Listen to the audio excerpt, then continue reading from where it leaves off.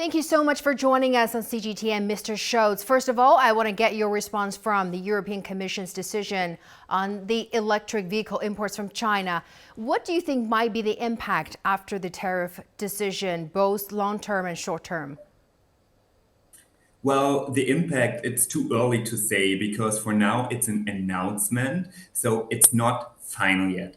Our position was always clear. The German automotive industry was not in favor of the tariffs because we do not believe that tariffs are a good measurement to solve this conflict. The report that the European Union, the European Commission put out today made clear that there is topics we need to talk about, that there should be a conversation about it. But if we decide to really, use these tariffs, that might be the start of a trade conflict. And one thing is clear, trade conflicts only produce losers on both sides. There's never a winner in a trade conflict. So we think now that the fact and the figures are on the table, there should be constructive talks between the European Commission and China. The European Commission made, they said they invited the Chinese government to talk, to have a conversation about the findings to prevent the tariffs. And we believe that this offer of the European Commission to talk with China should be taken seriously. And we do hope that both partners will find a solution and will prevent the tariffs, because we do not believe that that is a good thing to happen. Also, when looking at the big challenges that we are facing together, there are global challenges like the climate crisis, and those global challenges need global partnerships. China and Europe need to work together on this, and trade conflict is everything else but what we need here. Mr. Schütz, Germany has invested heavily in the Chinese auto market. So I want to know, what has been the reaction from the automotive industry in Germany?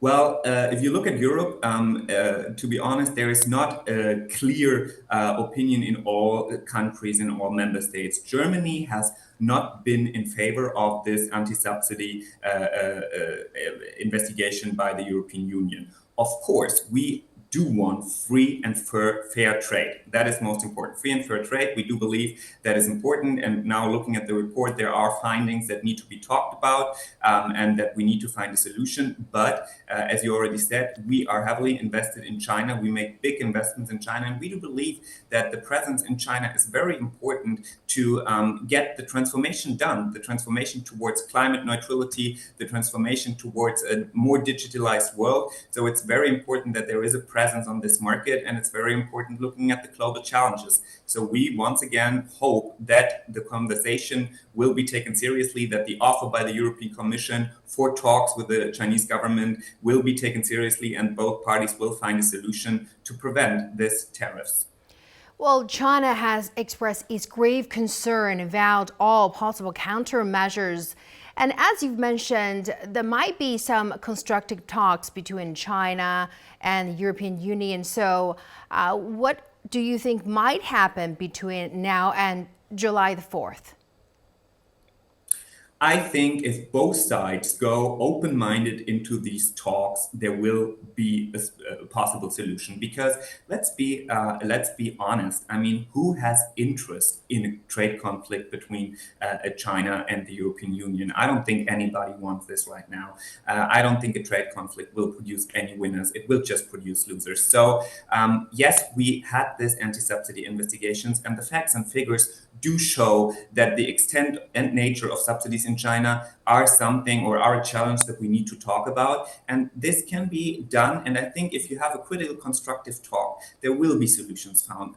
Solutions different from tariffs that make it possible that we both rely on fair and open trade. I think both sides will benefit from. China wants fair and open trade. The European Union wants fair and open trade. So both parties should sit together at a table and find a solution in favor of, also, as I mentioned before, looking at global challenges. There is the need for partnership, and we do not need another trade conflict. Exactly. Looking at global challenges, where do you see potentials of future opportunities in auto and auto-related industries between China and Germany? Well, Mr. Scholz, our chancellor, just was recently in China and had a few talks also concerning the automotive industry. And I think, especially when it comes to automated and autonomous driving, there is a partnership between Germany and China that is has very high potential in this field. And in general, I mean, China is by far the biggest market. It's if you want to go big in transformative technology. If you want to, scale all of your electric vehicles, you have to be active on the Chinese market. I think the competitiveness of the Chinese market is also important for the innovation of the industry. Competitiveness in general is a good thing. It makes the world more innovative, and also for the customers, it produces the best results. So yeah, we are invested in China, and we do believe in this partnership, and that's why we do really call upon both parties, especially on China, now that Europe reached out and said, let's have a talk, that will be taken seriously, and that we can really prevent this and go on with a constructive partnership. Well, this year, the EU has recorded a slower growth rate of new EV sales compared to previous years. So what factors have caused this, and what impact might it have on the EU's 2035 goal to ban the sales of new fossil fuel cars?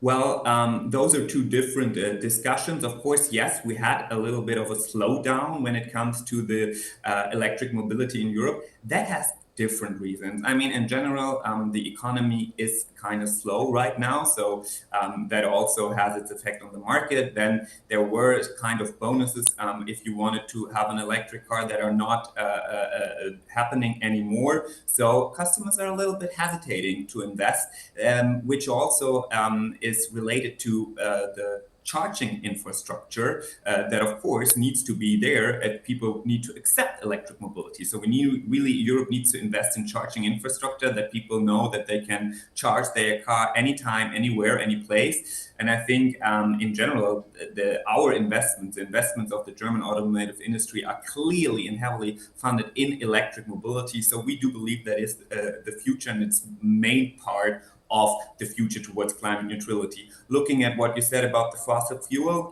there is discussions about it. We have always been against a ban, a general ban of the fossil fuels, because we believe that different regions in the world require different solutions and different technologies. So technologies that include hydrogen, that include synthetic fuels. So and we should not talk about bans. We should talk about what needs to be done, that the goals that we have set for 2035 can be reached. And that is, for example, investing in charging infrastructure, investing in the competitiveness, in the attractiveness of the location side. So let's talk about how we can do anything possible to reach these goals, because the climate crisis is one of the most challenging jobs of our time, and it's our mission to get this done and to reach our climate goals. So that's where our focus is being on right now.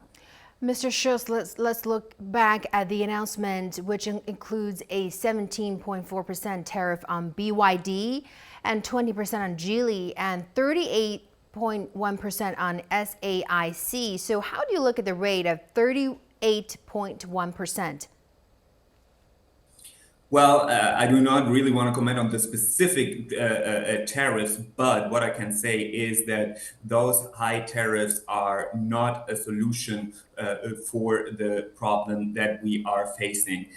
Tariffs have never helped to solve a conflict, and they will cause counteracts, of course. You know, China has already said that they are looking at measurement that they will take now. So I think that this is not the right way that we are heading at, and the different tariffs have, of course, different reasons behind them in the report. But in general, what we need to say is really all importance or all consideration should really now be on the offer of the European Commission to talk about this, to find a solution. Once again, this is not final. This is this can happen. This could happen. As you mentioned before, it's still some time until 4th of July. So now it's a time for our governments to sit together, for the European Commission and the Chinese government to sit together and to find a solution to prevent this tariffs. I think that will be beneficial for both sides.